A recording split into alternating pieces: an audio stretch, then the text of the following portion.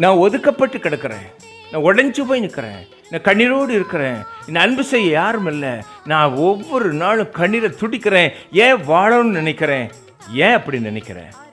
நமக்கு ஒரு அம்மா இருக்கிறா, அன்னை மரியாள். எவ்வளவு பாசம் மிகுந்தவள் தெரியுமா? பாசம் மாத்திரமா, அவள்கிட்ட அதிகாரம் இருக்கிறது, வல்லமை இருக்கிறது. இயேசுவின் தாய்.